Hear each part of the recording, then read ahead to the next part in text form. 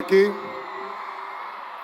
NTR memorial trust managing trustee Bhuvaneshwari గారికి, ఉప ముఖ్యమంత్రి నాకు అన్న సమానమైన పవనన్నకి,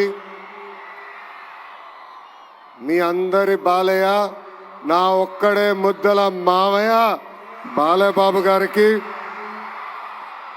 ఈ ఈవెంట్ హీరో నా మిత్రుడు తమన్ గారికి, ప్రజాప్రతినిధులు, ఇక్కడ విచ్చేసిన విద్యార్థులందరికీ పేరు పేరున నా హృదయపూర్వక నమస్కారం.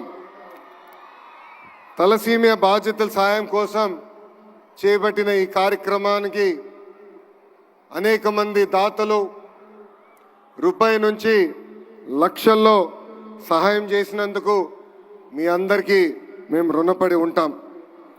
ఎన్టీఆర్ ట్రస్ట్ అంటే చిరునవ్వు, ఎన్టీఆర్ ట్రస్ట్ అంటే ఒక భరోసా, ఎన్టీఆర్ ట్రస్ట్ అంటే ఒక నమ్మకం. విశ్వవిఖ్యాత నట సార్వభౌమ స్వర్గీయ శ్రీ నందమూరి తారక రామారావు గారి స్ఫూర్తితో, చంద్రబాబు నాయుడు గారి ఆలోచనతో, భువనేశ్వరి గారి ఆచరణతో ఈరోజు ఎన్టీఆర్ ట్రస్ట్ నడుస్తుంది. 1995లో ఒక అడుగుతో మొదలైన ఎన్టీఆర్ ట్రస్ట్ అహర్నిశలు తెలుగు ప్రజలు ఎక్కడున్నా వాళ్ళకి అండగా నిలబడింది. విద్య, వైద్యం, స్వయం ఉపాధి, అదేవిధంగా ప్రకృతి వైపరీత్యాలు వచ్చినప్పుడు తెలుగు ప్రజలకి అండగా నిలబడింది ఎన్టీఆర్ ట్రస్ట్. స్త్రీ శక్తి పేరుతో వేలాది మహిళలు కూడా స్వయం ఉపాధి అందిస్తుంది ఈ ఎన్టీఆర్ ట్రస్ట్. ఇక్కడున్న మీ అందరు తెలుసు, 226 రోజులు 3132 కిలోమీటర్లు నేను పాదయాత్ర చేశా. ఆ యువగలం పాదయాత్రలో అడుగడుగున ఎన్టీఆర్ ట్రస్ట్ చేసిన కార్యక్రమాలు కానివ్వండి, లేదంటే ఎన్టీఆర్ ట్రస్ట్ వల్ల బాగుపడిన పిల్లలు నన్ను స్వయంగా కలిశారు. దాంట్లో మీకు కొన్ని ఉదాహరణలు నేను ఇవ్వాలి. అనంతపూర్ జిల్లాలో శ్రావణి అని ఒక చెల్లి నన్ను కలిసింది. మధ్యాహ్నం లంచ్ కోసం బ్రేక్ అయినప్పుడు ఆమె వచ్చి నన్ను కలిసి ఆమె బాధ నాకు వ్యక్తం చేసింది. చిన్న వయసులో నాకు అవగాహన ఉన్నంత వరకు 2005, 2006లో వాళ్ళ తండ్రి తగరగుంట ప్రభాకర్ గారు పిల్లలందరూ, అంటే ఆయనకి దాదాపు 6 పిల్లలుంటే వాళ్ళందరినీ ఒక సలూన్కి తీసుకెళ్ళి హెయిర్ కట్ అయిన తర్వాత తిరిగి ఇంటికి వెళ్తుంటే ఆనాటి పాలకులు ఈ చిన్నారు ముందల ఆ ప్రభాకర్ని చంపేస్తాం జరిగింది. మా చెల్లమ్మ శ్రావణి ముందల ఆ ప్రభాకర్ని చంపేస్తాం జరిగింది.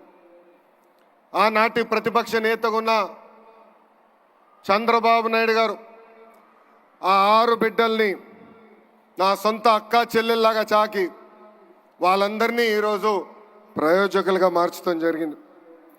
శ్రావణితో పాటు ఆమెకున్న అక్కలు కానీ అన్నలు ఈరోజు బెంగళూరులో కానీ, హైదరాబాద్లో కానీ, చెన్నైలో కానీ ఐటీ రంగంలో అద్భుతంగా ముందరికెళ్తున్నారు. అదేవిధంగా అదే అనంతపూర్ జిల్లాలో మౌనికాని కూడా కలిసా.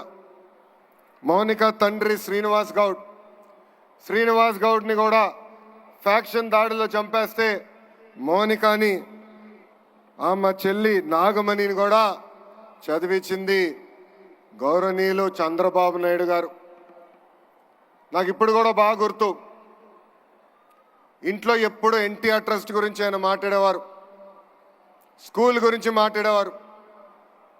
ప్రత్యేకంగా ఆయన మేనేజింగ్ ట్రస్టీగా ఉన్నప్పుడు స్కూల్కి వెళ్ళి పిల్లలకి కౌన్సిలింగ్ ఇచ్చేవారు.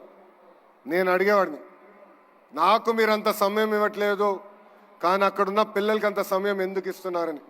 అప్పుడు ఆయన ఒక మాట చెప్పారు, ఫ్యాక్షన్లో ఎవరన్నా చనిపోతే కుటుంబ సభ్యులందరూ ఒక ప్రతిజ్ఞ తీసుకుంటారు, చంపినోళ్ళని తిరిగి చంపాలని. దానికి నేను ఫుల్ స్టాప్ పెట్టాలనుకున్నాను, అందుకే ఆ పిల్లలకి నేను స్వయంగా కౌన్సిలింగ్ ఇస్తున్నానని చెప్పిన వ్యక్తి చంద్రబాబు నాయుడు గారు. ఇంతేకాదు ఇప్పుడు కూడా నా బాగా గుర్తు 2013లో బ్రహ్మని గ్రాడ్యుయేషన్కి మేము అందరం వెళ్ళాం. అమెరికాకి వెళ్ళి తిరిగి వచ్చే సమయంలో మేము న్యూస్లో చూసాం ఉత్తరాఖండ్లో వరదలు బాగా వచ్చినాయి, అక్కడికి వెళ్ళిన ప్రయాణికులందరూ చిక్కుపోయారని. ఇక్కడ చాలామందికి తెలుసు అమెరికా నుంచి వచ్చినప్పుడు జెట్ లాగ్ అనేది ఉంటుందని. పొద్దున 3ంటికి వచ్చాం, నేను హాయిగలి పడుకున్నా. మధ్యాహ్నం లేచి బయటకు వచ్చి అమ్మని అడిగా, నాన్నగారు ఎక్కడున్నారంటే ఇప్పుడే ఢిల్లీకి వెళ్ళారు, ఉత్తరాఖండ్లో ఏం జరుగుతుందో తెలుసుకుందామని బయలుదేరారని. అక్కడ బయలుదేరిన వ్యక్తి ఢిల్లీ నుంచి ఉత్తరాఖండ్కి వెళ్ళి ఏకంగా 510 మంది తెలుగులు అక్కడ చిక్కుకుంటే ప్రత్యేక విమానం వేసి వాళ్ళని హైదరాబాద్కి తీసుకొచ్చారు. అంతేకాదు మాకు చెప్పారు, హైదరాబాద్లో మీరు రిసీవ్ చేసుకోండి, వాళ్ళకి ప్రత్యేక వాహనాలు బస్సులు ఏర్పాటు చేయండి, తిరిగి వాళ్ళ ఇంటికి చేర్చే బాధ్యత మీరు తీసుకోండి అని చెప్పిన వ్యక్తి గౌరవ చంద్రబాబు నాయుడు గారు.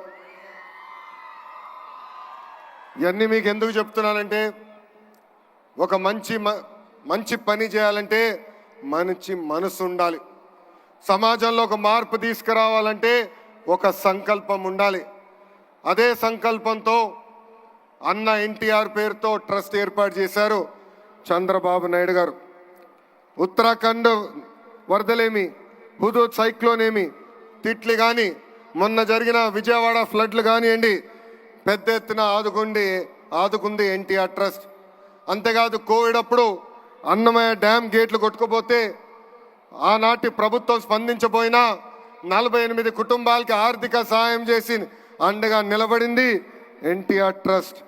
ఇంతేకాదు కోవిడ్ వచ్చినప్పుడు మాస్కులు, మందులు, ఆక్సిజన్ కాన్సన్ట్రేటర్లు కూడా అందించింది మన ఎన్టీఆర్ ట్రస్ట్. గత 28 సంవత్సరాలుగా అనేక కార్యక్రమాలు చేసింది ఎన్టీఆర్ ట్రస్ట్. ఒక ట్రస్టీగా నేను కూడా దాదాపు 5 సంవత్సరాలు ఎన్టీఆర్ ట్రస్ట్ కోసం సేవలు అందించాను. ఈ 28 సంవత్సరాల్లో సుమారుగా 8,70,000 పేషెంట్లకి బ్లడ్ అందించింది. ఇంతేకాకుండా 100 పిల్లలు తలసీమతో బాధపడుతుంటే ఆదుకుంది ఎన్టీఆర్ ట్రస్ట్. ఇంకో పక్కన 13,000 హెల్త్ క్యాంపులు ఏర్పాటు చేసి దాదాపు 23 కోట్ల రూపాయలు ఖర్చు పెట్టి ఉచితంగా మందులు కూడా అందించింది ఈ ఎన్టీఆర్ ట్రస్ట్. ఇప్పుడు కూడా ఎన్టీఆర్ సంజీవని పేరుతో ఆరోగ్య కేంద్రాలు కూడా నడిపిస్తుంది. ఇక్కడున్న చిన్నారులు కూడా ఉన్నారు. 2020 మంది చిన్నారులు ఎవరైతే తల్లిదండ్రులు కోల్పోయారో సొంత బిడ్డలుగా ఆదుకుని వాళ్ళ కష్ట సుఖాలు తెలుసుకుని కేవలం 10వ తరగతి వరకు కాదు, ఇంటర్, హైయర్ ఎడ్యుకేషన్ మొత్తం చదివించి వాళ్ళ జీవితాలు కూడా సెటిల్ చేసింది ఎన్టీఆర్ ట్రస్ట్. ఇంకా మా తల్లి నాయకత్వంలో దాదాపు 7,531 మహిళలకి స్త్రీ శక్తి పేరుతో కూడా స్వయం ఉపాధి అందించింది ఎన్టీఆర్ ట్రస్ట్. నాకు స్పీచ్ చాలా ఉంది, కానీ దేవాంశ్ ఇప్పుడే చెప్పాడు 5 నిమిషాల కన్నా ఎక్కువ మాట్లాడొద్దని. ఇక్కడ అందరూ వచ్చారు, మ్యూజికల్ షో చూసేదానికి వచ్చారని చెప్తాం జరిగింది. ఇప్పుడే ముద్దుల మామయ్య, బాలమామయ్య చెప్పినట్లు ఒక పక్కన బస్వ తారకం, ఇంకో పక్కన ఎన్టీఆర్ ట్రస్ట్ చాలా అద్భుతంగా తెలుగు ప్రజల కోసం అహర్నిశలు సేవ చేస్తున్నారు. ఇంత అద్భుతమైన అవకాశం, ఇంత చక్కటైన అవకాశం ఆంధ్ర రాష్ట్ర ప్రజలు మా కుటుంబానికి ఇచ్చినందుకు జీవితాంతం మేము రుణపడి ఉంటాం. ఇంతేకాదు రాబోయే రోజుల్లో ఎన్టీఆర్ ట్రస్ట్ మా తల్లి భువనేశ్వరి నాయకత్వంలో పెద్ద ఎత్తున బ్లడ్ బ్యాంకులు కూడా ఏర్పాటు చేస్తాం. నేను అహర్నిశలు వాళ్ళు చెప్తున్నా, బ్లడ్ రీసెర్చ్ ఇన్స్టిట్యూట్ కూడా ఏర్పాటు చేస్తాం. బ్లడ్లో అగ్రస్థానం రీసెర్చ్ చేసే బాధ్యత ఎన్టీఆర్ ట్రస్ట్ తీసుకుంటుందని సభాముఖంగా తెలుగు ప్రజలందరూ తెలుపుకుంటూ మీ అందరి దగ్గర నుంచి సెలవు తీసుకుంటున్నాం. జోహార్ అన్న ఎన్టీఆర్, జోహార్ అన్న ఎన్టీఆర్. జై హింద్, జై హింద్. అందరికీ నమస్కారం.